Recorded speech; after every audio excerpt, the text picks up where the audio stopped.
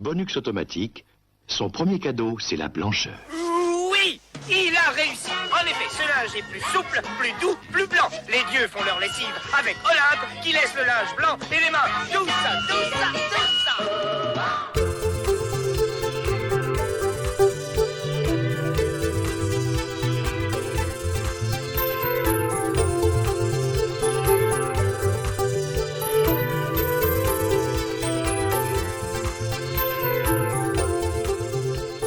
Bonjour à tous et bienvenue pour ce nouveau cadeau bonus d'A-Tease le podcast. Je suis Mikado Twix, votre hôte pour ce numéro. Et pour ce numéro, je suis donc accompagné aujourd'hui de mon camarade Murdoch. Comment vas-tu, Murdoch ? Eh ben ça va très bien, tranquillement. Belle soirée tranquille à la maison. Alors, je vous l'avais annoncé lors de la publication du podcast sur les mystérieuses cités d'or. J'ai le plaisir de recevoir Yannick Rowe, qui est notamment l'auteur des réinterprétations des CD que nous avons connus au début des années 2000. Comment vas-tu, Yannick ? Bah ça va bien, bonsoir tout le monde. Eh bah écoute, en tout cas, nous on est extrêmement content que tu aies accepté notre invitation parce que on l'a longuement évoqué en émission, mais on trouve à la A-Team que l'OST des Mystérieuses Cités d'Or a une place chère à notre cœur, parce qu'on est très client de cette musique. Alors pour vous faire un petit peu le sommaire, on va dans un premier temps revenir un petit peu sur la genèse et les créateurs de cette OST. Bien évidemment, nous passerons ensuite sur des diverses questions. Nous en avons énormément. On a été obligé d'un petit peu de se contenir des questions que nous avons autour de Yannick concernant son travail de réinterprétation des titres.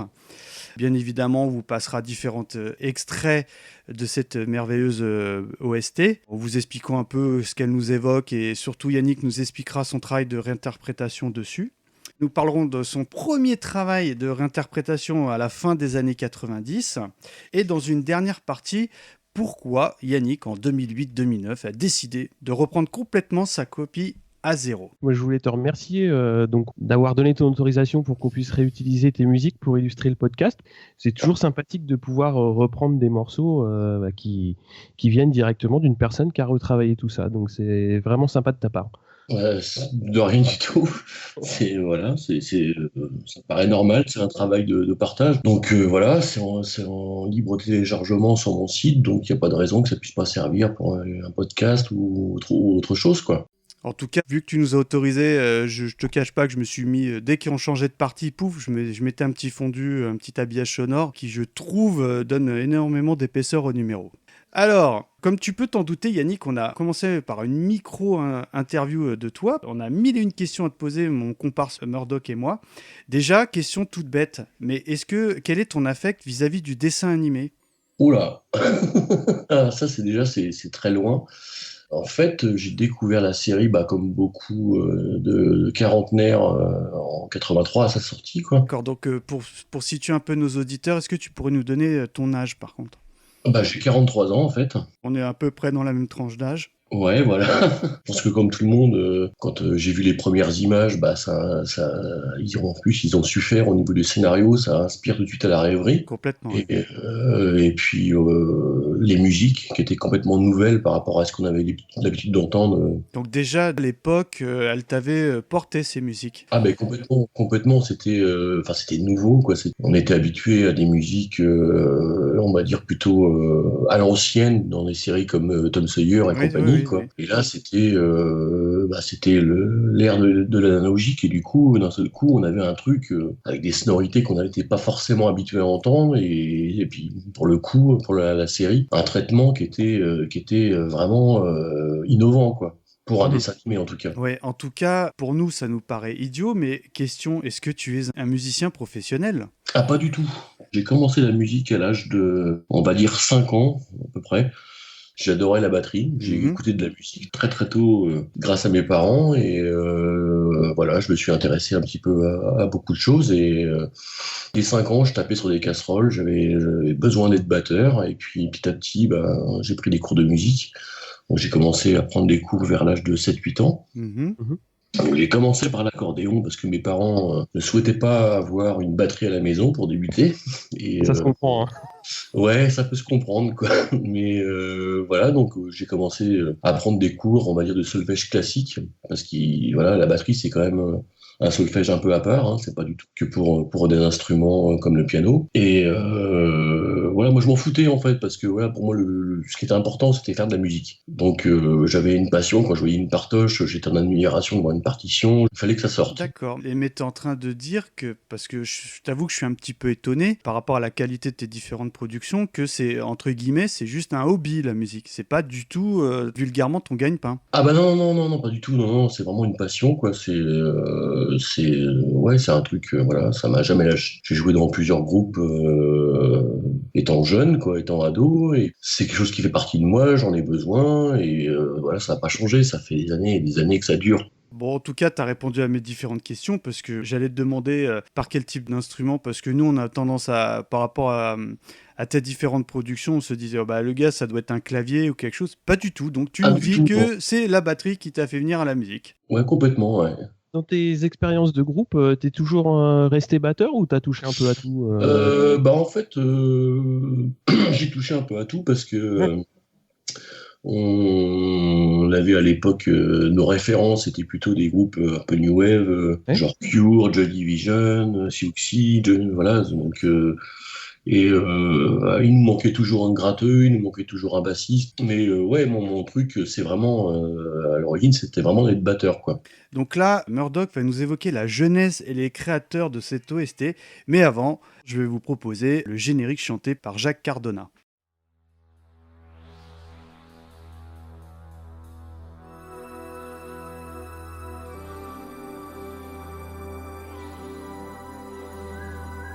Le XVIe siècle.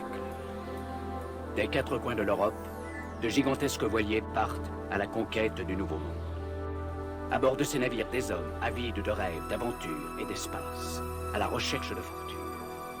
Qui n'a jamais rêvé de ces mondes souterrains, de ces mers lointaines peuplées de légendes, ou d'une richesse soudaine qui se conquerrait au détour d'un chemin de la cordillère des Andes? Qui n'a jamais souhaité voir le soleil souverain guider ses pas au cœur du pays Inca, vers la richesse et l'histoire des mystérieuses cités d'hommes?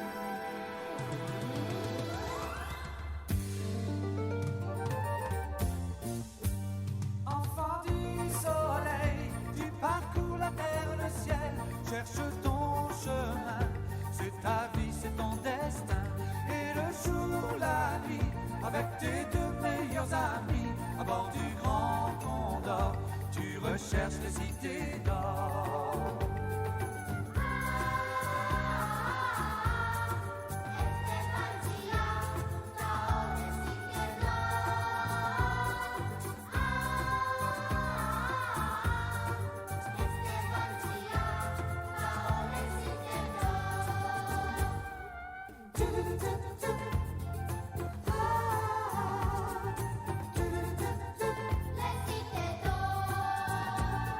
Donc après cette écoute du générique chanté, Murdoch, est-ce que tu peux nous expliquer l'origine de ce projet musical ? Oui, alors voilà, c'est un petit peu comme tout ce dont on a parlé dans le podcast, hein. C'est toujours une histoire de rencontre, les collaborations, surtout à ce niveau-là. Et donc, en fait, Jean Chalopin a travaillé très tôt avec Saban et Chuck Levy. Dès leur première série animée, donc Ulysse 31, ils ont commencé à travailler ensemble. Et en fait, Saban et Levy ont produit toutes les musiques de dessins animés de la DIC, donc de la compagnie de Jean Chalopin par la suite. Donc c'est vraiment une collaboration de longue date entre ces trois personnes, en fait. Mais en fait, Haïm Saban, il a commencé sa carrière de musique de dessin animé avec Goldorak, et qui a été un énorme succès. Et surtout, là où Saban a trouvé une voix qui n'existait pas, c'est dans le sens où il y avait en général donc un générique qui était produit par l'équipe d'origine, soit au Japon ou aux États-Unis. Et Saban venait et disait, bon, bah, moi, je vous propose de réorchestrer pour l'Europe, entre guillemets, et je vais vous trouver des chanteurs pour vous faire la version française, la version allemande. Ça veut dire que la version japonaise a été produite avant... Enfin, je te parle juste du générique audio, a été produit avant la version française qu'on connaît tous. En général, oui. En général, c'est comme ça qu'a démarré Saban en production. C'est-à-dire, il allait voir les boîtes de prod et il proposait ce point-là. C'est comme ça qu'il est arrivé, en fait, à Goldorak. C'est-à-dire, l'Europe voulait un petit peu européaniser le générique et lui, il a dit, bon, bah, ok, moi, je vous le fais. Après, il y a eu pas un problème, mais il y a eu une question qui s'est posée sur la distribution. Et lui, il s'est dit, moi je vais le distribuer, et mine de rien, il en a vendu 1 353 000, donc dans 45 tours, double disque d'or, et donc en fait c'est là qu'il y a Un petit vraiment... chiffre, on est d'accord. Hein. Voilà, mais bon, c'est ce modèle-là qui lui a permis de démarrer donc ce mode de fonctionnement, et qui va faire fureur avec la DIC pour toute la suite. Mais bon, il va être quand même à l'origine, donc avec sa maison de disques Saban Records, il va faire les génériques télé de Dallas, Starsky Hutch, l'agence Tourisque, donc les versions européennes. Des gros hits d'époque. Hein. Ouais. Mais en fait, ce qui se passe, c'est que là où Chucky Levy a été vraiment très très fort, c'est que par rapport aux musiques japonaises, c'est qu'il a apporté justement ce côté contraste entre les nouvelles technologies et le côté un petit peu ancien de la série. Et ça, on l'a pas du tout dans la bande originale japonaise, quoi. Et puis surtout, ça colle tellement au sujet, quoi. Enfin, je trouve. Hein. Enfin, tu voyages alors que... Bon, après, je suis pas du tout expert, hein, donc je mille excuses pour les connaisseurs. Mais quand tu écoutes, on va dire, la version japonaise, tu as l'impression que ça peut se coller à n'importe quel autre type de générique. C'est exactement ce qui avait été reproché par Derriès et Chalopin au départ, puisque la musique, elle devait être faite au Japon. Et quand ils ont eu les premiers travaux qui avaient été faits sur la musique, ils ont dit « Ouais, les gars, c'est bien, mais pour nous, ça manque de contraste et ça colle pas assez à l'identité du dessin animé. » Et c'est là où ils ont cherché, entre guillemets, une voie alternative avec Saban et Levy. Ils ont bien fait. Oui, tout à fait. Alors, Yannick, moi j'ai une question, parce que on sait que c'est pas une, mais même au minimum 3 fois que tu as complètement recommencé ton travail de réinterprétation. Mais est-ce que tu as une idée de comment on prépare ce type de travail ? C'est-à-dire par rapport au script que tu peux avoir entre les mains, par rapport au scénario, à des storyboards, ou comme ça on te dit bah voilà, le thème c'est le voyage initiatique, les cités d'or, Mexique, etc. pour tirer un peu le trait. Est-ce que tu as une petite idée de comment tu penses qu'à l'époque, on va dire le duo Chucky Levy et Saban a pu concevoir cette OST ? Bah, franchement, j'en sais pas grand-chose. À mon avis, d'après ce que j'ai pu lire et puis voilà, après des discussions avec des amis, je pense que Derriès avait des références musicales et du coup, en fait, à mon avis, il devait balancer les scripts en disant bah voilà, pour telle ambiance, j'imagine bien ce genre de musique dans cet esprit avec ce genre de sonorité. Justement, une de ses références, c'est Jeff Wayne. C'est vrai que quand on écoute ce qu'il a fait pour c'est la guerre des mondes, si je dis pas de bêtises. Tout à fait. Effectivement, on retrouve, je ne veux pas dire qu'on retrouve l'aspect musical des Cités d'Or, mais on retrouve des choses déjà qui avaient certainement dû inspirer à l'époque Derriès et dont il avait dû faire part, je pense, à Chucky Levy. C'est pour les musiques de Ulysse 31, par exemple. Voilà, j'ai jamais eu la chance de pouvoir discuter avec ces gens-là, mais je pense qu'il devait y avoir quelque chose comme ça, en fait, dire voilà, bon, à ce moment-là, il va se passer telle chose, parce que je pense que c'est pas comme aujourd'hui où on balance un extrait vidéo en disant bah voilà, colle-moi une musique là-dessus. C'était plutôt de la musique au kilomètre. En disant bah voilà, on va couper au mieux, on va faire des. D'ailleurs, je trouve que les transitions étaient plutôt pas trop mal faites pour l'époque. J'ai pas l'impression que les morceaux étaient coupés. Non, c'était propre. Ouais, c'était bien foutu et je pense que voilà, c'était plutôt, à mon avis, voilà, ils avaient l'esprit du scénario, le script et tout, et à mon avis, on devait leur dire bah voilà, imaginez tel genre de scène, machin. Et voilà, je vous fais écouter ça. Voilà, c'est un peu l'esprit de ce que j'aime. Je fais une petite aparté. Bien sûr. De bosser avec Alex Pilote, qui travaille donc pour le No Life. Et on fonctionne en fait de cette manière-là. C'est-à-dire que généralement, il m'envoie des vidéos avec des musiques témoins en me disant bah tu vois, c'est un peu le genre d'ambiance que j'aimerais. Quand tu dis musique témoin, c'est un titre qui est... Des musiques existantes en fait, que lui apprécie et qui fonctionne avec les thèmes qu'il a envie de développer dans ses émissions ou dans ses génériques. Et du coup, moi, ça me donne une base, je me dis, voilà, c'est ça qu'il attend, c'est ce genre de sonorité. Et en fait, ça nous permet d'être raccord et de pas partir dans n'importe quel sens. Tu pars pas en vrille par rapport au sujet qui t'est proposé. Voilà, complètement. Et donc, j'imagine que, voilà, après, nous, on fonctionne comme ça. Je pense que c'est pas nouveau, quoi. Et je pense qu'Alex connaît bien son métier, donc je pense que s'il le fait lui de cette manière-là, c'est qu'il a certainement appris à travailler de cette manière, quoi. Donc là, tu nous as un peu évoqué tes différents projets auprès de No Life. Et est-ce que tu aurais éventuellement d'autres projets dont tu aimerais nous faire part ? Alors oui, donc en fait, je fais partie d'un groupe qui s'appelle This Grey City. Mhm. C'est des influences en fait post-punk, cold wave. Ce qui est assez drôle en fait de notre projet, c'est qu'on s'est jamais vu. On est trois. Ah, mais on connaît ça, nous, hein. Tu sais, on fait ça sur Skype, comme tu as pu t'en rendre compte, et j'ai des chroniqueurs dont je ne citerai pas les noms, que je n'ai jamais vus, hein, donc voilà.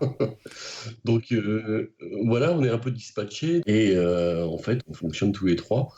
On s'est rencontrés sur un forum en fait musical à l'origine avec, on va dire enfin moi je l'appelle notre ingé son parce que c'est vraiment notre magicien du son. En fait, j'avais posté un morceau et voilà, il a rebondi dessus. Et je me dis tiens, le mec il connaît ça, c'est sympa quoi. Et en fait, on a décidé de se dire bah, tiens, est-ce qu'on se fera un projet ensemble pour voir ce que ça donne. Et puis on a commencé à faire un morceau. J'ai envoyé le truc, il a rajouté une gratte, un synthé. Et puis on s'est dit, ouais, c'est bien, il faudrait qu'on trouve un chanteur. Et puis en fait, on a trouvé un type sur le même forum, en fait, qui avait rien à voir avec notre culture musicale, Ouais, c'est extraordinaire, ça, hein. qui est plutôt branché vieux hard rock des années 70, 80. Et mais le mec avait un timbre de voix qui fonctionnait tellement en fait avec ce qu'on a envie de faire, on lui a proposé le projet. Sympathiquement, il a dit, ouais, bah, j'accepte de faire un test. Et puis il s'est laissé prendre au jeu. Et avant l'été prochain, on va sortir notre troisième album. D'accord. Et tu peux rappeler le nom du groupe? Donc c'est Six Way City, en fait, ça fait référence à une passion commune qu'on a pour Pulp Fiction, donc l'ingé son qui est en Belgique, pour un groupe, une sorte de participation de groupe, on va dire, entre le bassiste de Siouxsie et Robert Smith des Cure, qui avait créé un groupe qui s'appelait The Glove, dont ils avaient créé un morceau qui s'appelait This Green City. Et on s'est dit, bah tiens, on va s'appeler comme ça, pour leur rendre hommage, quoi. D'accord. Bah, nous ne manquons pas de mettre le lien dans le billet de l'article. Friend from the crowd.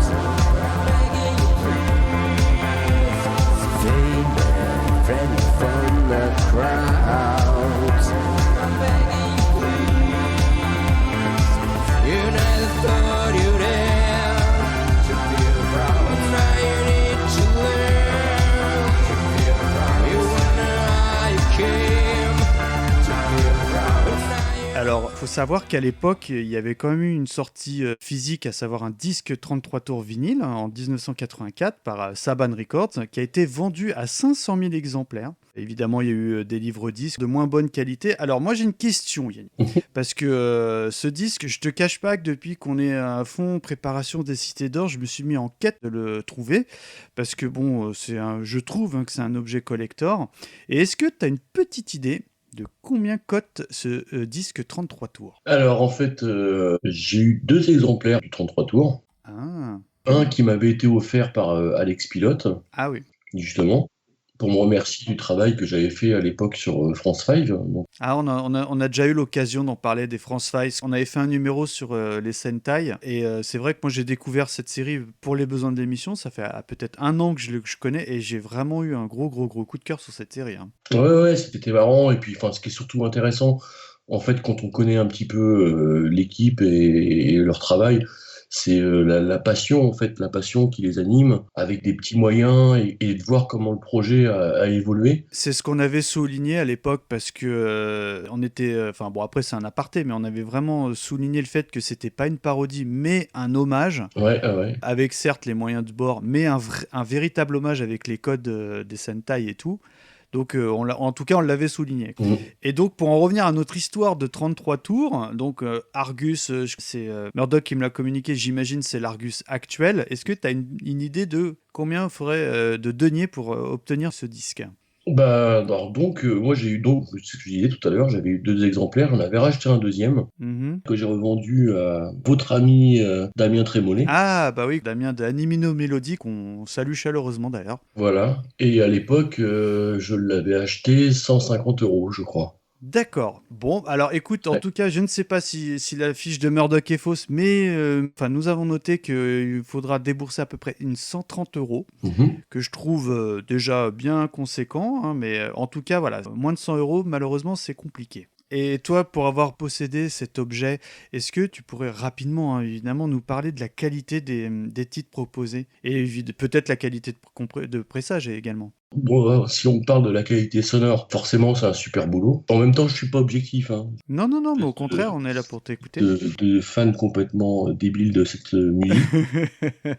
Par contre, c'est plus le choix des titres en fait qui m'a toujours déçu, parce que je suis plus, dans les cités d'or, voilà, ce qui m'intéresse, c'est vraiment les musiques d'ambiance. Ouais. Le thème de Zika, le thème de Tao, le thème d'Esteban, j'ai franchement du mal. C'est vraiment des titres que j'ai même pas prévu de reprendre pour le Grand Héritage, parce que c'est pas un truc qui m'éclate. Enfin, je la connais pas, la playlist, c'est pour ça que je te pose la question. C'est plus ces thèmes-là qui avaient été retenus à l'époque sur le 33, alors. Oui, c'était aussi une affaire commerciale aussi, c'était proposé. Évidemment. Qui n'existait pas dans la série, parce qu'on les a jamais entendus, ou alors sous une autre forme, en version instrumentale. Mhm. Après, c'est un choix, et c'est normal, il fallait qu'ils vendent leur truc. Mais moi, ça m'a jamais plu plus que ça d'entendre des morceaux qui passaient pas dans la série. Oui, je comprends bien. Alors là, on parle évidemment musique. On va vous passer un premier extrait, donc à savoir Le Feu de Saint-Elme, et on en discute juste après.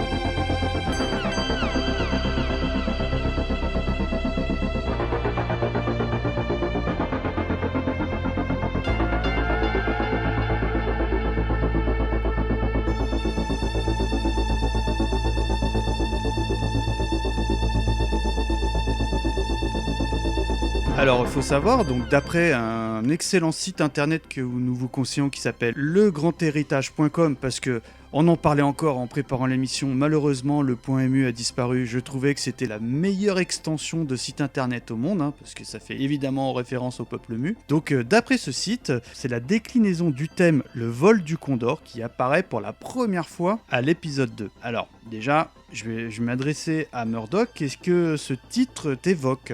Alors moi c'est un thème que j'ai vraiment bien aimé réécouter parce que ça a un côté vachement énigmatique et qu'on retrouve beaucoup de fois dans la série, puisque bon les enfants vont avoir plein de petites aventures, plein d'énigmes, et c'est un thème qui est très doux, qui reprend vraiment bien l'ambiance de certains passages un petit peu un petit peu entre deux de la série, et c'est vraiment une réinterprétation que j'ai pris plaisir à réécouter. Ouais. Enfin, après, je suis pas musicien, donc évidemment, j'attends ton expertise, Yannick. C'est que je trouve qu'il y a deux types de nappes, à savoir des hachurées et des douces, qui, je trouve, fonctionnent bien, qui se superposent bien. Alors, est-ce que déjà tu peux nous parler un peu, parce que c'est le titre que tu avais retenu, et l'affect que tu as par rapport à ce titre, Yannick ? Ouais, c'est un thème qu'on entend dès le premier épisode, si je dis pas de bêtises. Alors, sur le grandhéritage.com, c'est nommé épisode 2, mais après, je me trompe peut-être.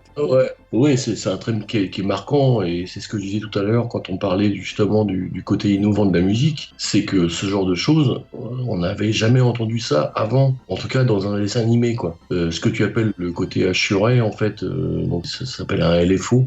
On va pas rentrer dans le détail technique, mais dans une musique, avoir un côté rythmique comme ça, dans une basse synthétique, c'était quelque chose de vraiment innovant. C'est-à-dire qu'au début des années 80, ce genre-là, je sais pas, pardonne-moi, j'ai vraiment pas les termes, je te parle avec mon ressenti de simple amateur de musique, ça se faisait peu ou pas du tout. Et alors en dessin animé, même pas en rêve. En dessin animé, non, et puis en musique en général, en tout cas traité de cette façon, moi j'ai pas connaissance de choses qui ressemblent à ça, quoi. En tout cas traité de cette manière-là. Parce que bon, je pense qu'il y a le matos de l'époque, mais il y a aussi une ribambelle d'effets qu'ils devaient utiliser, j'en connais pas les trois quarts. Faut savoir qu'il n'y avait pas les ordinateurs à l'époque, donc tout se faisait à la Non, non, main, non, entre c'est guillemets, ça, avec ça. les potards et tout. Ouais, c'est tout simplement magique. Dès que j'entends ce morceau, je vois les papillons d'or, Ah, mais tellement, je vois les tickets d'or qui se dessinent entre les vagues, voilà. Mais tu fais bien de le dire, Yannick, je me permets, parce que on en avait longuement parlé en émission, mais je trouve que la musique, c'est un personnage à part entière dans cette série, parce Ah, mais complètement. que là, tu évoques ce thème, je suis sûr que les auditeurs se replongent avec nous. Là, tu vois les papillons, enfin là, je visionne et la scène et la musique qui va avec, Par quoi. rapport au thème, parce que c'est une déclinaison du vol du Condor, Oui. voilà, de voir de quoi ils sont partis et à quoi ils sont arrivés pour faire cette déclinaison, c'est simplement magnifique. Alors, ouais. là, on va passer à mon premier choix musical, à savoir, donc, c'est un petit mélange de divers thèmes des Cités d'Or que nous nommerons le Fils du Soleil.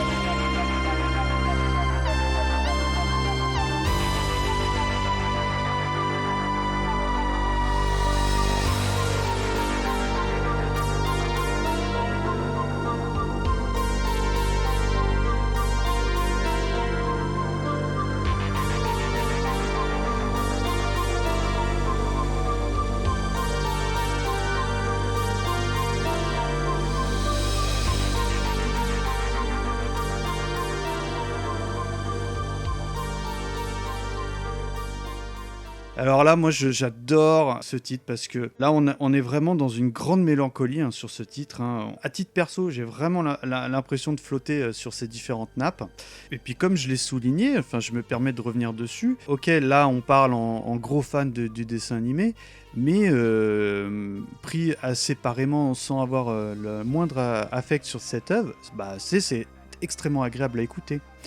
Alors Yannick, et te concernant, parce que je crois que au risque de dire une ânerie, le thème que nous avons sélectionné, c'est on va dire un medley des différents titres, si tu peux nous en parler un petit peu, et puis surtout l'affect que tu as vis-à-de ce titre. Le Fils du Soleil, en fait, c'est plus une interprétation du rêve d'Esteban. Du rêve d'Esteban, voilà. Mais revu un peu dans une sauce, on va dire, moins analogique, avec du piano, la reprise de flûte, ce genre de choses, quoi. Bah écoute, je valide, parce que pour moi, ça faisait partie intégrante de cette série, parce que ce morceau, personnellement, c'est peut-être un de mes préférés. Vraiment, c'est indémodable. Donc là, on attaque la partie 2, Yannick, à savoir qu'est-ce qui t'a poussé à te lancer dans cette réécriture. Donc tout d'abord, quel est ton background musical et surtout tes influences musicales? Bah alors là, en fait, ça va vous paraître étonnant, mais en fait, ça n'a absolument rien à voir avec les Cités d'Or. C'est-à-dire, dis-nous tout. C'est-à-dire qu'en fait, généralement, les gens qui écoutent les Cités d'Or aiment bien Vangelis, aiment bien Jean-Michel Je Jarre. t'avoue que ça m'a traversé l'esprit. Et toi, t'es un gros métalleux, quoi, non, c'est ça? Pas du tout, non. J'ai plutôt New une Wave. culture Cold Wave, New Wave. Oh, c'est pas non plus innocent. Enfin, je veux dire, c'est pas incompatible, c'est ça que je voulais dire. Ouais, non, mais effectivement, ouais, dans ce mouvement-là, il y avait beaucoup de synthé, beaucoup de choses comme ça, mais voilà, j'ai pas cette culture. J'ai écouté, alors on pourra en parler plus tard par rapport au matériel, mais je suis pas un fan du 100% synthétiseur. Faut qu'il y ait une chanson derrière. Voilà, faut qu'il y ait un truc, non, faut qu'il y ait une émotion, mais là, en fait, c'est vraiment différent parce que je peux pas dissocier la musique des Cités d'Or et tout ce que ça m'évoque derrière, quoi. Donc, Alors là, évidemment, on a la question qui nous brûle les lèvres. Qu'est-ce qui t'a motivé à te lancer à la fin des années 90 à la réinterprétation de cette mythique OST? Alors en fait, c'est un vieux truc. Quand j'étais gamin, donc j'adorais vraiment la série, et mes parents n'avaient pas de magnétoscope, donc on pouvait pas enregistrer les épisodes. Moi, j'avais vraiment envie de pouvoir les écouter, non pas forcément pour revoir les épisodes, mais pouvoir entendre les musiques. Mon père avait un vieux magnéto qui pouvait se brancher sur la télé, un truc mono. Du coup, j'enregistrais les épisodes comme ça sur la téloche, et je me les réécoutais, et ça me permettait d'entendre les musiques. Ah oui, d'accord. Déjà à l'époque, tu faisais entre guillemets avec les moyens du bord. Moi, j'ai comme ça, j'ai les souvenirs d'un vieux radiocassette et que je le collais à l'enceinte, tu vois. Mais t'étais déjà mieux équipé quand même. Ah ouais, bah, j'ai commencé comme ça jusqu'à ce que je m'aperçoive qu'il y avait une prise derrière. Et je me suis dit, je vais tester, et en fait, ça fonctionnait. Donc, ça enregistrait directement le son de la télé sans être obligé de fermer sa tronche pendant tout l'épisode, quoi. D'accord, donc déjà dans les années 80, t'étais déjà client de cette musique. Ah oui, complètement, ouais. Et du coup, un jour, tu t'es dit, ah, c'est pas possible, Internet, ça se démocratise, il n'y a pas de CD qui existe, ça va pas du tout, je vais le faire moi-même, ou qu'est-ce qui t'a motivé? Ouais, c'est ça, en fait. Ah d'accord, en plus j'ai ça en rigolant, mais... Non, mais c'est tout à fait ça, en fait.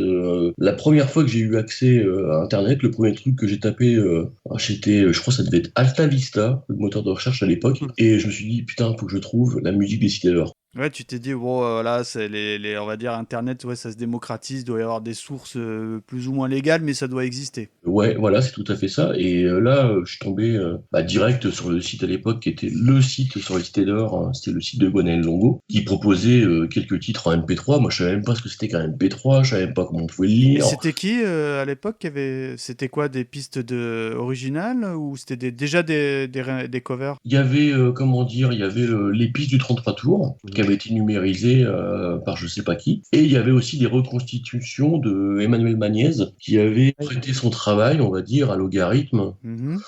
C'était pas Logarithme à l'époque, ça devait être AK Vidéo, un truc comme ça. Ou exact, ouais, peut-être, ouais. Et il avait sorti un premier CD avec ses fameux montages. Il avait repris tous les passages où ça parlait pas. Et puis il avait essayé de reconstituer au mieux les musiques. Alors quand tu dis reconstituer pour nos auditeurs, c'est-à-dire ça part d'une source et ça essaye de nettoyer les sons parasites ou Non, en fait, c'est simplement relever les passages où le morceau passait et supprimer tous les passages où il y avait du bruit, des dialogues, et assembler le tout pour que ça ressemble au morceau en entier. D'accord, ok. Et c'est vraiment essayer de faire du copier-coller de la source du feuilleton pour essayer de reconstituer le morceau en entier.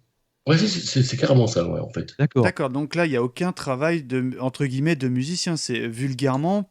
C'est du copier-coller le plus propre possible. C'est ça, mais bon, avec une certaine patience, parce que faut quand même retrouver tous les passages où les morceaux passent dans la série, donc ça devait déjà être un sacré boulot. Enfin, moi je sais pour l'avoir refait que ça demande du temps. Ah oui, puis surtout c'est pas comme s'il y avait 3 ou 4 titres, hein, c'est colossal le nombre de titres présents. Il y a plus de 80, ouais. Et toi tu t'es dit, bah voilà, moi j'ai une idée les gars, j'ai quelques notions, ou non j'y connais rien, je vais vous faire ça à l'oreille. Enfin, si tu peux nous dire un petit peu...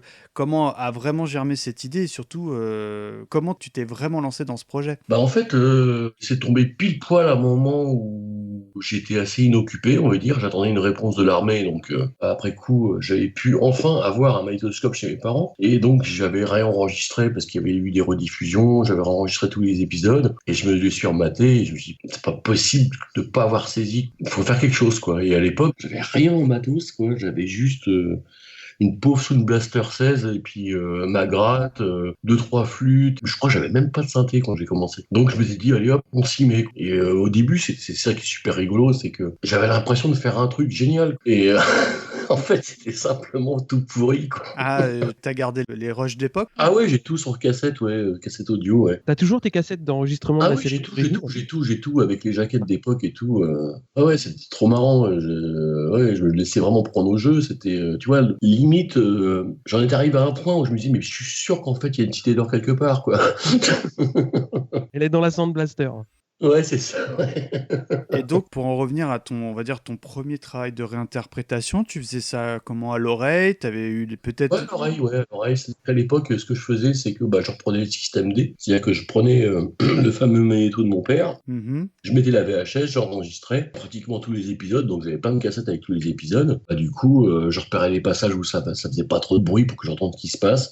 Et puis voilà, je refaisais ça à l'oreille, ouais. D'accord, donc en gros, ouais, t'avais à la télé avec la cassette vidéo, puis le casque de l'autre côté, puis t'essayais de taper les notes sur l'ordinateur Ouais, c'est ça en fait, ouais. pour être au plus proche. D'accord. Mais ce qui serait en fait intéressant, c'est de prendre un des thèmes et de montrer un petit peu comment il est arrivé à maturité, quoi. Ouais, l'évolution. voilà. Ouais. Parce que c'est vrai qu'il y a eu plein de versions, ne serait-ce que entre le moment où j'ai commencé, où j'ai été en contact avec Gwenel, et les premiers trucs qu'on a mis sur son site en téléchargement, il y avait déjà au moins, je sais pas, 10 versions différentes du truc, et à chaque fois avec l'impression d'avoir, ouais, ça y est, cette fois-ci, je suis vachement proche, puis en fait, pas du tout. Touche plus. Il fallait vraiment que je sois motivé parce que ça une Sound Blaster entre les mains, t'as 3 sons de violon à peine, quoi. Et tu te dis, ah oui, avec un petit peu d'effet dessus, ça va ressembler au Titanor. En fait, t'es content parce que tu le fais, parce que tu passes du temps, t'as plus de recul, et en fait, quand tu l'écoutes, tu te dis, bah non, en fait, c'est vraiment pour les Titanor. Donc là, on va attaquer le premier choix de Murdoch, à savoir La colère de Pachamama.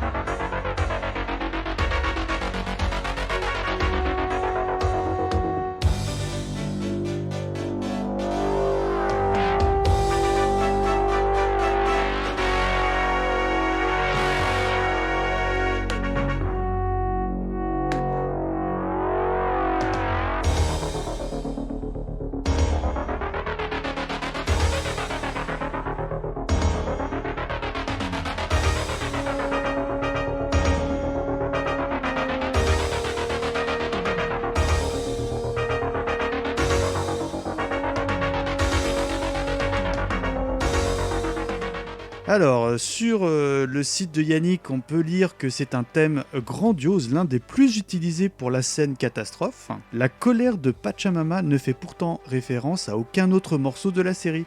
Et pour info, il apparaît pour la première fois à l'épisode 2. Alors, pourquoi ce titre, Murdoch ? Parce que j'adore l'entrée, en fait, comment dire, comme tu as parlé tout à l'heure des hachés au synthé, vraiment l'entrée du morceau, je la trouve vraiment épique.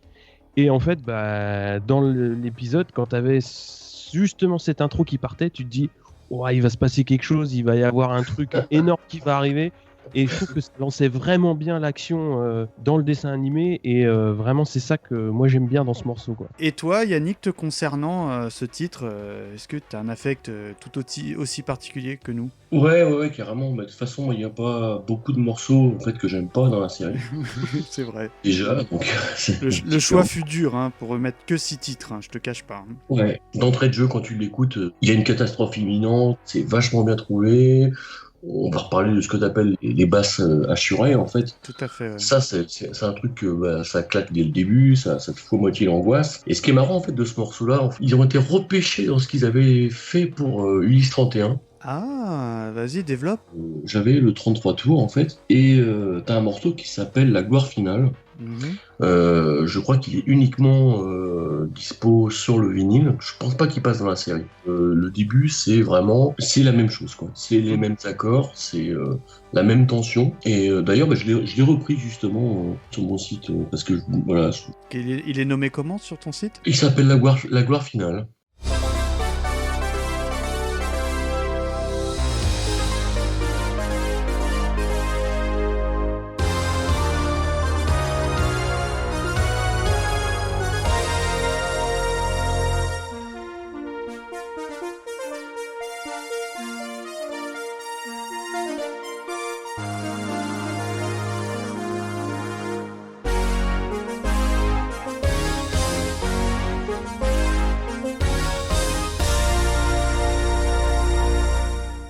Ah, exact. Oui, maintenant que tu le dis, ça me parle. Et je me disais, mais je connais, mais je sais. Enfin, c'est pas dans les Cités d'Or, ça me dit quelque chose. Et maintenant que tu le dis, oui, c'est vrai que ça colle plus à l'univers d'Ulysse 31. De mémoire, si je dis pas de bêtises non plus, David Collin l'a repris, mais lui, du coup, l'a retravaillé à sa sauce avec de la guitare et tout ça, pour en faire un morceau encore un peu plus, on va dire, énervé. Voilà. Après, ça change, mais les premières notes, quand on écoute ça, on se dit, mais mince, mais les mecs, ils sont pas chiés, quoi.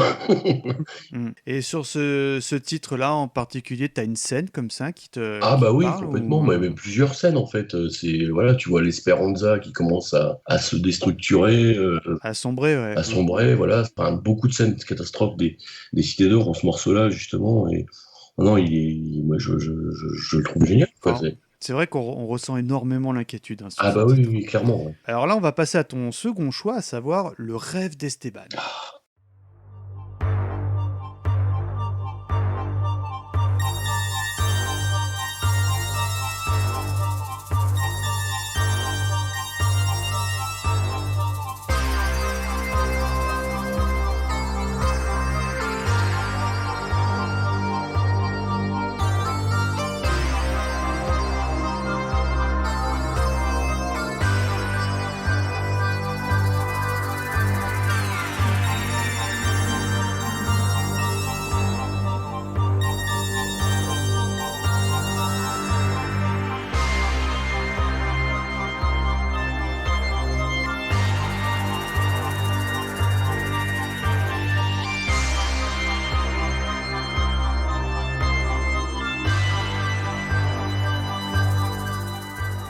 Alors là, encore une fois, sur ton site, c'est en toute objectivité, c'est nommé un superbe thème décliné du générique. Apparaît pour la première fois à l'épisode 2. Je reconnais que je suis plutôt bien client, donc déjà, si tu peux nous en parler un petit peu, Yannick. Alors, ouais, alors ça fait vraiment partie des thèmes que j'adore. Déjà parce que au niveau composition, c'est assez terrible, je trouve.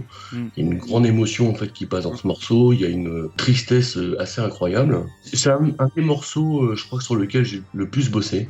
Ah bah je veux bien te croire parce que moi de ce que j'avais relevé, très sincèrement quand on évoque la BO des Cités d'Or, c'est le titre qui me vient tout de suite en tête parce que je pense que c'est probablement le thème le plus charismatique même du dessin animé. Hein. Enfin je le trouvais même bien psychédélique et en fait ça, je me suis fait la remarque quand on avait révisé pour les besoins de l'émission. J'avais le souvenir d'un Esteban malade en mer. T'as l'impression qu'il était vulgairement sous champignons hallucinogènes parce qu'il plane complètement le type. Et là, Yannick rigole parce que je sais qu'il a l'image, tu vois, qu'il visionne la scène et ça fonctionne du feu de Dieu.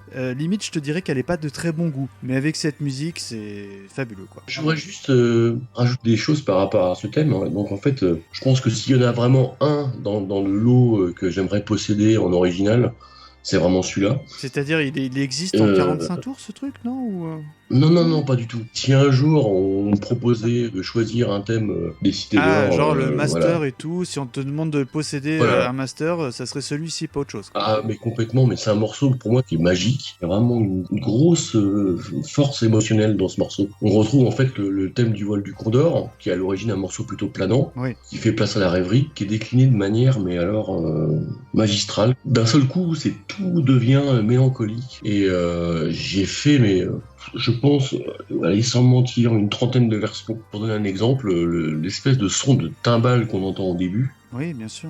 j'ai mis, je sais pas combien de temps à essayer de trouver un truc qui pouvait s'en rapprocher. C'est-à-dire qu'à l'origine, c'est un son qui est quand même percussif. Et la seule manière qui m'a permis de m'en approcher un petit peu, c'est de travailler avec un mini-moog. Qu'est-ce que c'est un mini-moog ? Un mini-moog, en fait, c'est un synthé analogique monophonique. D'accord. C'est-à-dire qu'en fait, on peut pas faire d'accord. On peut jouer qu'une note à la fois. Je vois, avec des potards et tout. Voilà, c'est ça. Exact. Et du coup, si je vous passais le son brut que j'ai fait avec le mini-moog et ce que j'en ai fait avec le traitement sonore derrière, avec plein d'effets, vous me diriez, mais c'est pas le même son. Je sais toujours pas avec quoi ils ont fait ça. D'où ton souhait de récupérer éventuellement le master pour te faire une idée. Donc, messieurs Saban et Lévis, si vous nous faites le plaisir de nous écouter, n'hésitez pas à revenir vers nous. Yannick serait très client de récupérer vos masters.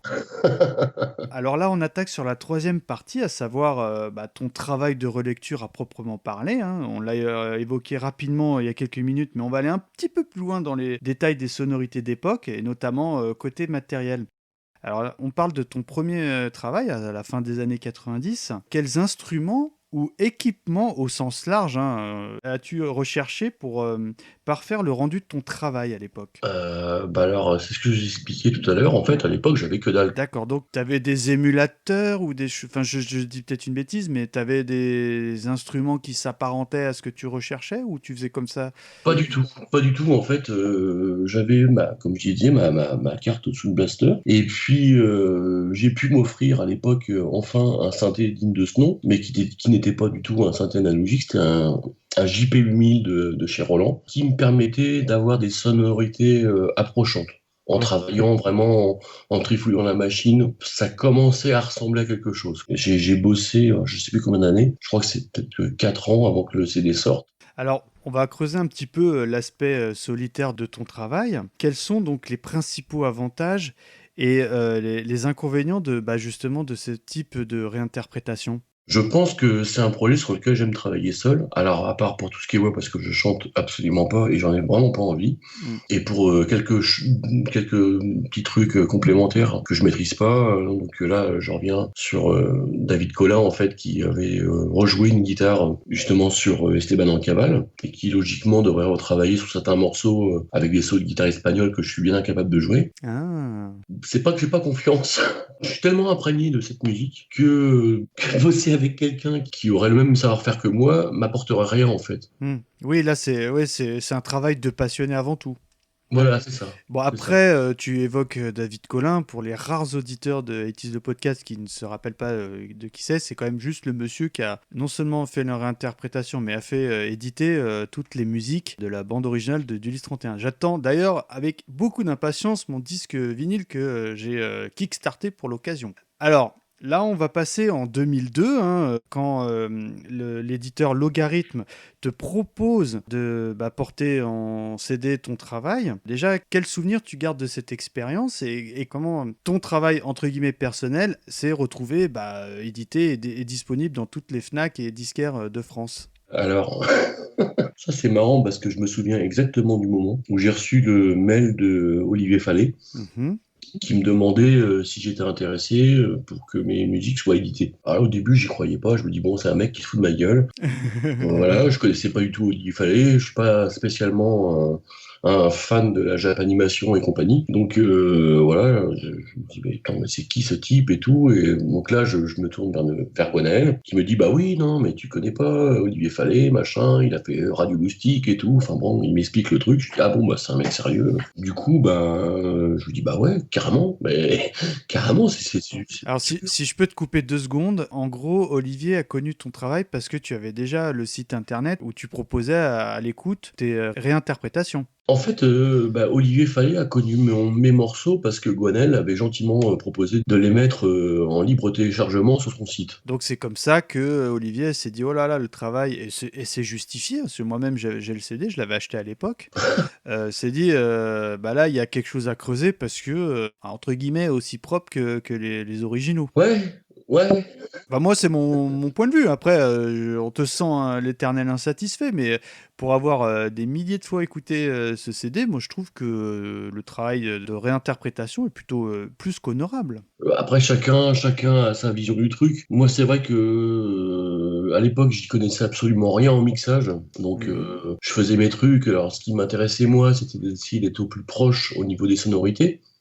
Et puis du déchiffrage musical. Parce qu'en fait, quand on est plongé dans un projet comme ça, pour vous donner un ordre d'idée, moi je m'y mettais le soir après le boulot, Donc je commençais à bosser vers 20h, 20h30, et puis je m'arrêtais, il était 4h du mat, et puis je me levais à 6h, et puis j'allais bosser, et je remettais ça le soir, et ça a duré quasiment 4 ans comme ça. Donc à un moment donné, on n'a plus aucun recul sur ce qu'on fait. C'est-à-dire que on est tellement dans son truc que on n'entend que ce qu'on a envie d'entendre finalement. Et il suffisait de 2 semaines où j'écoutais pas ce que j'avais fait, et là du coup je me dis bordel, mais ça ressemble à rien quoi. Quand Logarithme m'a proposé d'éditer mon travail, je me suis dit, faut tout refaire, c'est pas possible, je peux pas lancer ça comme ça. D'accord, donc en fait, entre le moment où Olivier Fallet t'a contacté pour travailler avec toi et ce qui a été édité, t'as repris ton travail de zéro, si j'ai bien compris. Quasiment, ouais, quasiment.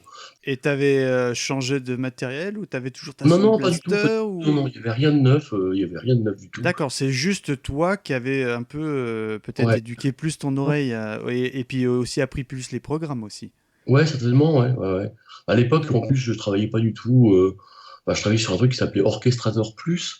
Je sais pas si ceux qui nous écoutent connaissent un petit peu ce logiciel. C'était un truc qui s'attendait sur une disquette. Ah oui. C'est dire le truc. Et on n'avait pas le droit à l'erreur, quoi. C'est dès qu'on enregistrait un truc, il fallait tout recommencer. Si on se plantait, moi je me souviens d'une fois, justement c'est la colère de Pachava. Et mon ordinateur a planté, j'ai rallumé le truc, et là impossible de réouvrir le projet, obligé de tout recommencer. Oh là, dur. Que quand ça te fait 2 jours de boulot dans les pattes, tu te dis ah mince, faut tout refaire. D'accord. Je pense que j'aurais eu le matos d'époque, je me serais pas mieux démerdé parce que il me manquait des connaissances. Parce que comme je vous le disais, moi j'étais plutôt batteur à l'origine. Donc pour moi, m'intéresser à la synthèse analogique, c'était plutôt nouveau. En fait, j'étais même déçu. C'est curieux quand on y pense, mais quand le CD est sorti, ça aurait dû être ouais super mon machin, il est en vente. Et en fait, j'ai reçu les machins, j'étais content parce que c'est Gonaël qui avait fait la pochette. En plus, j'avais délégué le travail. T'as pas ressenti ça comme un aboutissement? En fait, c'est un peu le truc con, le rêve de gamin, mais tu te dis, mais si ça se trouve, en CD, ça va sonner mieux.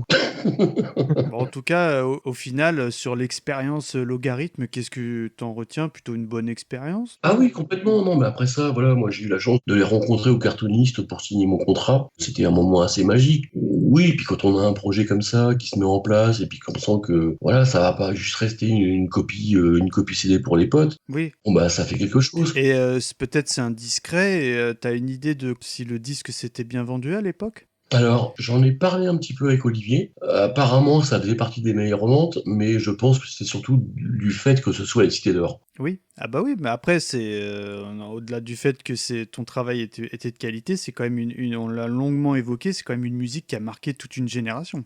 Oui, complètement, ouais. Donc là, on va attaquer mon dernier titre sélectionné, à savoir La Tempête. Wow.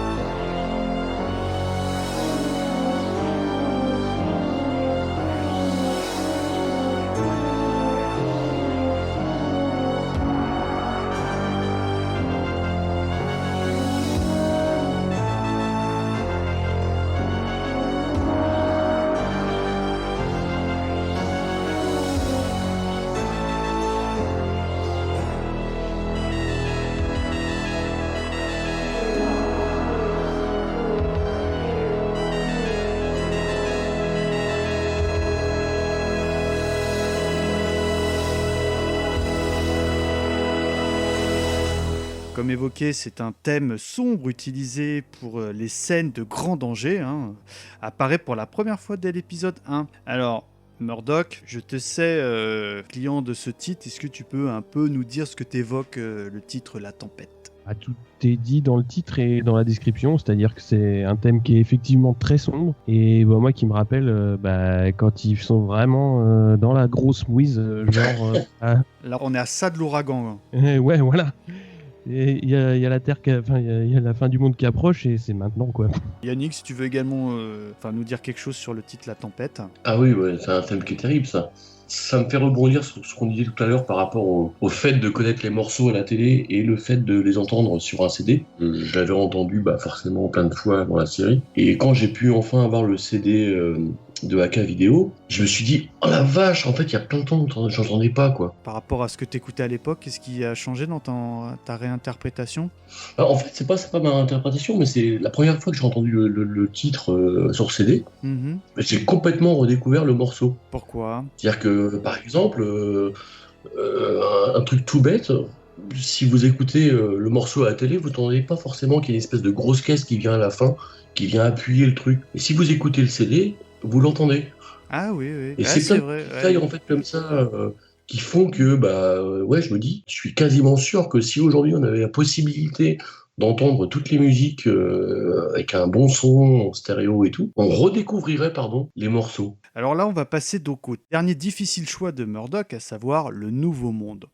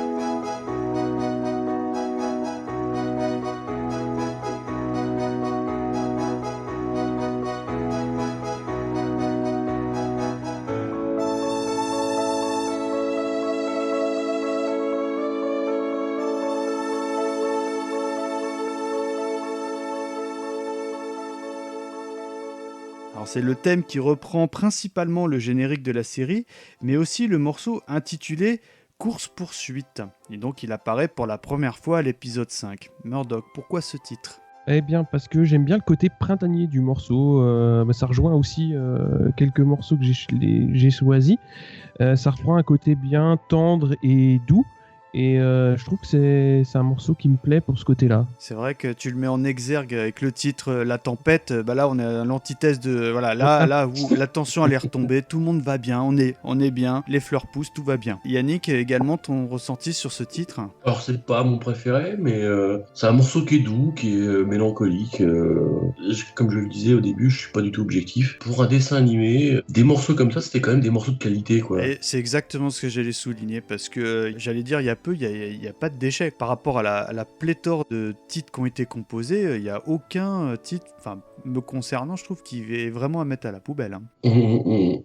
Alors là, donc, on a fait un petit peu nos différentes sélections. On a longuement parlé de ton travail chez Logarithme. Donc là, on fait un petit saut en 2008-2009, parce que tu vas nous expliquer, j'espère pourquoi, mais tu décides de reprendre ton travail à zéro. La première question est, pourquoi ?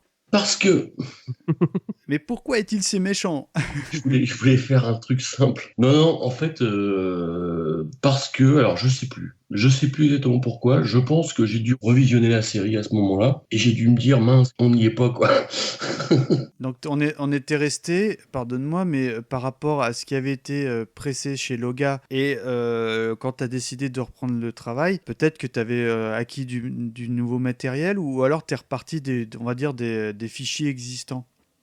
Ah non, parce que alors le truc complètement dingue, mais ça fait partie de ma personnalité. C'est que quand j'ai terminé le projet Logarithme, j'avais, je sais pas, l'équivalent de 300 CD de sauvegarde, de machin, de trucs, des disquettes, des trucs. Et puis, à un moment donné, je me suis dit, faut que tu passes à autre chose parce que tu te rends pas compte le temps que ça te prend, tout ce truc, c'est bien dingue. Et j'ai fait un grand sac poubelle. J'ai tout mis dedans et j'ai tout foutu à la benne. Donc plus aucune trace, plus rien. Plus de master. Non mais c'est vrai, je crois qu'il me reste de mémoire, si je fouille dans mon grenier, il me reste une disquette avec un morceau quoi, que je pourrais lire nulle part parce que de toute façon j'ai plus de lecteur de disquette. Il y a eu une époque où c'est vrai, je me suis dit putain mais ça t'a pris tellement de temps tout ça, c'est de la folie. Enfin bon. Je pense qu'il faudra poser la question d'ici quelque temps à David Collin, voir comment il perçoit les choses, mais je pense qu'il aura certainement une espèce de... C'est vrai qu'il y a des parallèles à faire. Hein. Et du coup, oui, donc là, 2008, tu t'es réveillé, c'est repassé sur une chaîne du câble et t'es dit, oh là, j'ai trop envie de me remettre dedans. Qu'est-ce qui t'a motivé à te... Peut-être, évidemment, par rapport à l'époque, le matériel a évolué, donc peut-être plus facilement... plus facile de faire des compos. Tout simplement, as-tu acheté le matériel également ? Oui, mais en fait, je pense que déjà, il y a eu le visionnage de la série à nouveau. Et je pense aussi que ça doit être l'époque où David a commencé son projet. Ah oui, bah oui. Je sais plus comment j'avais eu... Je crois que c'est Olivier qui m'avait dit « Tiens, écoute ce que fait ce mec-là, dis-moi ce que t'en penses. » Et je me suis dit « Le mec, il va passer par les mêmes phases que moi, quoi. Il est presque. » Et en même temps, je me dis, mais il a raison, quoi. C'est quand même des musiques qui sont terribles. Ça vaut le coup de s'y remettre, quoi. Oui, tu comprenais complètement sa démarche pour avoir fait la même chose sur un dessin animé différent. Ouais. Après, voilà, moi, j'ai pas plus d'affinité que ça avec les musiques du Lys 31, à part les morceaux composés par Chucky Levy. Je crois même qu'on avait discuté tous les deux. Je lui avais dit, mais est-ce que tu comptes reprendre les morceaux de Chucky Levy ? Je crois qu'il me disait, non, je prends que les trucs... Danny Crockett. Ouais, c'est ça, ouais. Du coup, je m'étais dit, les morceaux de Chucky Levy, ils sont quand même dans la veine des Cités d'Or, ils sont vachement planants, ce serait cool de les refaire. Et puis j'ai commencé à refaire ça et tout, et puis à un moment donné, je me suis dit, attends, je vais pas lui faire de l'ombre, c'est son travail, peut-être qu'il aura envie de les refaire lui-même, donc j'ai laissé tomber. Et puis j'ai eu la chance, voilà, de pouvoir me racheter du matos. C'est-à-dire, quand tu dis de racheter du matériel, on parle de quoi ? D'ordinateurs récents ou...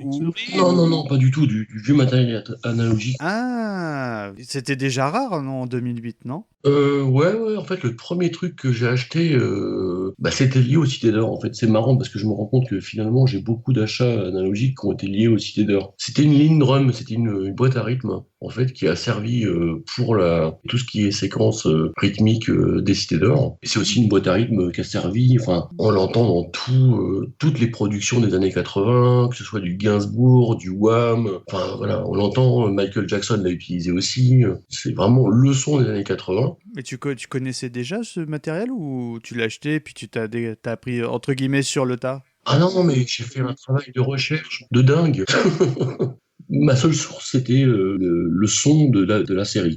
Mais bien avant que je m'y remette. Hein. Déjà, quand j'étais avec mon pauvre JP8000, je me disais, mais avec quoi ils ont fait ça ? Quel matos ? J'y connaissais rien. Puis en discutant avec des gens, j'ai commencé à avoir des débuts de pistes, des trucs, des machins. Et donc, je me suis acheté cette fameuse ligne drum parce que, voilà, j'adore le son. Et c'était mon premier investissement, en fait. Et t'as acheté d'autres matériels depuis Ah oui. Plus j'écoutais les Cités d'Or et plus je me demandais, mais comment ils ont fait tous leurs instruments qui ne sont pas des instruments analogiques. Les violons, les flûtes. Et quand j'écoutais les morceaux, je me disais, mais c'est pas des vrais instruments. C'était pas possible, il y avait des effets qui faisaient que on peut pas jouer ça à la flûte. Et je me suis dit, c'est forcément un sampleur ou un machin de l'époque. Et j'ai cherché plein de vidéos, plein de trucs sur les vieux sampleurs pour essayer de retrouver. Je trouvais rien. Et puis un jour, je cherche sampleur début années 80 et je tombe sur une vidéo de Vangelis. Je le vois jouer sur une machine. Donc il avait volontairement masqué le nom qu'on trouve à l'arrière par une espèce de bout de scotch. Et je l'entends faire des trucs et tout, puis jouer 2-3 timbales comme ça au clavier. Et ça, c'est les timbales des Cités d'Or. C'est vraiment le son qu'on entend dès qu'il y a les timbales, on entend beaucoup dans la musique Le Grand Héritage, justement. Ouais. Une musique assez dure, quoi. Ça y est, j'ai trouvé. C'est sûrement un sampleur qui a utilisé Vangelis. Donc j'ai regardé partout. Qu'est-ce qu'il a utilisé ? Alors là, quand on tape liste des instruments de Vangelis, on tombe sur 1 milliard de synthés. On se dit, bon, bah, c'est même pas la peine. En tapant le sampler, je suis tombé sur des trucs et à un moment donné, je me suis dit, oh là, la machine, vue sous cet angle, elle ressemble à la même machine qu'il avait quand il a fait ses 2 notes là, de timbales.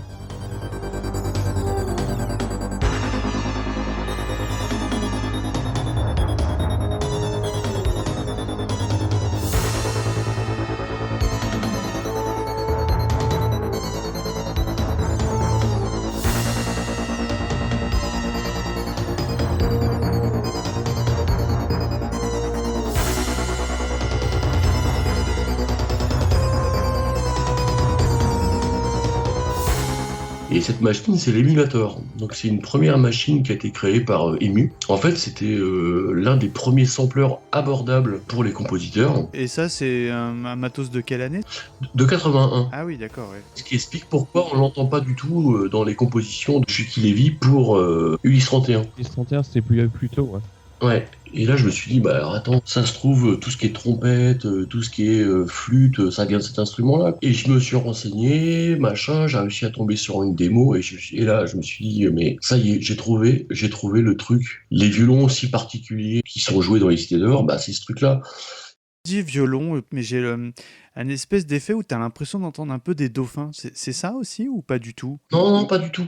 Si tu prends le titre, justement, Les Feux de Saint-Elme, tu as cette basse, en fait, qui est présente, et tu as la mélodie qui est jouée par un violon, en fait. Et je pouvais pas y arriver, mais forcément, parce qu'en fait, à l'origine, c'est un sample de violon joué à l'unisson, donc de plusieurs violons, en fait, qui jouent la même note. Et la texture vient du sampleur, qui fait que c'est pas compliqué, vous mettez la disquette dans l'émulator, vous tapez sur la touche, même sans mettre un peu de reverb ou un petit peu d'effet, tout de suite, pouf, c'est les cités d'or. Ah oui, d'accord. Et en fait, c'est une machine super rare qui a été construite à 500 exemplaires à l'époque. Et il s'avère qu'en fait, j'ai eu la chance de racheter une machine qui était en mauvais état. Et une deuxième, j'ai vraiment eu un coup de bol, d'un type qui, à l'origine, l'avait préparé pour un musée. Et le mec me rendait toutes les disquettes qu'il y avait, c'est-à-dire plus de 400 disquettes. Alors que les gens qui, à l'époque, achetaient l'émulator, c'était un sampler, donc c'était plutôt fait pour créer ses sons soi-même. Mhm. Et bien, en fait, l'émulator, quand il est sorti, il existait une banque de sons d'environ 120 disquettes. Et les gens qui achetaient l'émulator avaient uniquement les 10 disquettes de base. Donc, Après, t'achetais des kits. voilà, c'est ça, complètement. Ouais. Je l'ai fait réparer parce qu'il fallait absolument qu'il refonctionne. Donc la personne qui me l'a réparé avec 2 émulateurs m'en a fait un. Du coup, j'ai pu avoir accès à toute la banque de sons d'émulateurs. Honnêtement, je pense que je suis quasiment le seul au monde à avoir toute cette collection. C'est un truc de dingue parce que c'est aujourd'hui, si vous achetez un émulateur, bah vous aurez pas forcément les disquettes qui vont avec et au mieux vous en aurez 10. D'accord. Après, au risque de dire une ânerie, là, on parle d'un matériel physique, mais avec des disquettes. Donc déjà, quid de la pérennité du support, parce que le support magnétique vieillit très très mal, hein, je t'apprends rien. Ouais.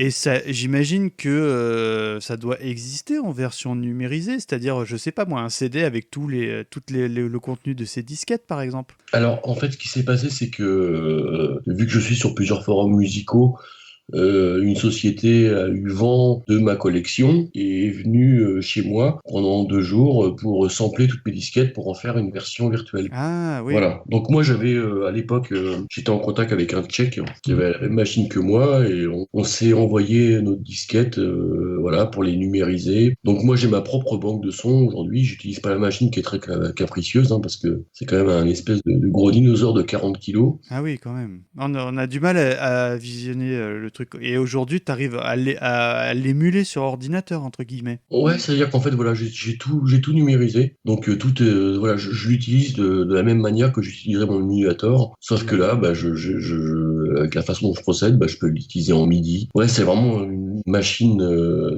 qui a marqué son époque. Voilà, il y a une empreinte musicale. Ah, mais complètement. Et d'ailleurs, c'était un petit peu la marque de fabrique de Chucky Levy. Dans toutes les productions qu'il a pu faire à cette époque-là, on retrouve les mêmes sonorités. Enfin, je sais pas si vous avez déjà comparé la BO des Maîtres de l'Univers. Évidemment, c'est ce que j'allais te souligner. Ouais. Il y a des titres que tu as l'impression même que c'est des repompés, alors que non. Complètement, ouais. Tout ça est vraiment amplifié par le choix de ce synthé qui a vraiment sa sonorité à lui. Entre parenthèses, la BO des Musclor est très sympathique aussi. Ah complètement. J'envisageais de la refaire. Vu qu'elle est sortie en encore. Elle est sortie, ouais. Elle existe, je crois, en CD. Ouais. Il me semble qu'il y a une édition CD, hein, un double CD, je te dis de mémoire. Ouais, c'est ça, mais c'est complètement ça.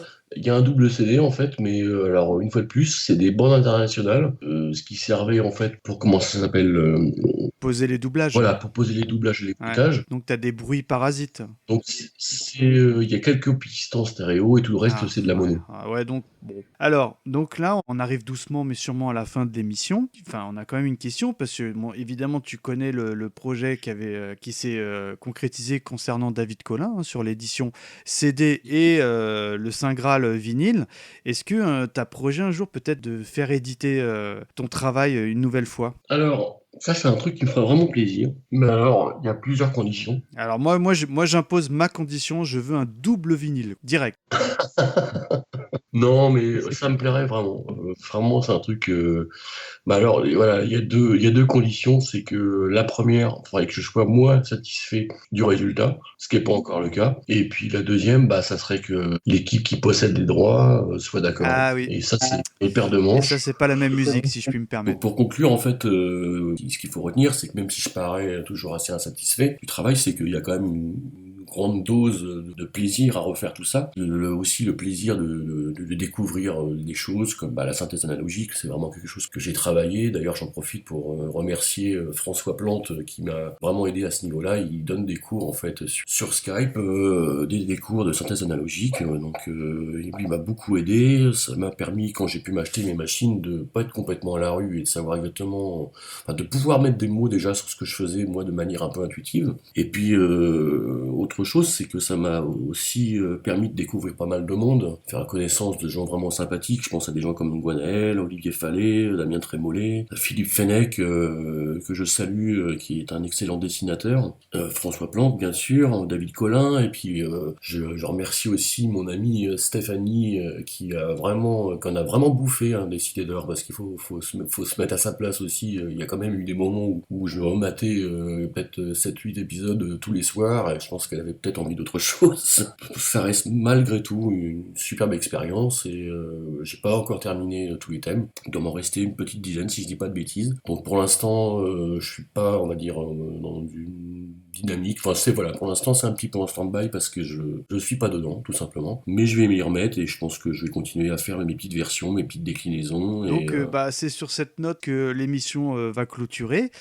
Alors donc, encore une fois, Yannick, au nom de toute l'I-Team, mille merci d'avoir accepté de venir papoter de cette passion qu'est la musique des Mystérieuses Cités d'Or. Hein.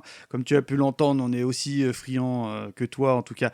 Peut-être moins que toi, mais en tout cas, on est au moins aussi fan de cette musique, hein, parce qu'on te sent vraiment extrêmement client. Habité, voilà, c'est le terme que je cherchais. Murdoch, mille merci de m'avoir accompagné sur ce numéro. Merci. Et en plus de ça, en plus de venir papoter sur nos ondes, chers auditeurs, sachez que pour le coup, pour le générique de fin, ça va être une composition originale spéciale pour 80s le podcast, composée par Yannick, que nous allons vous proposer. Alors je vous dis à très vite, à très bientôt. Ciao, ciao. Au revoir. Salut.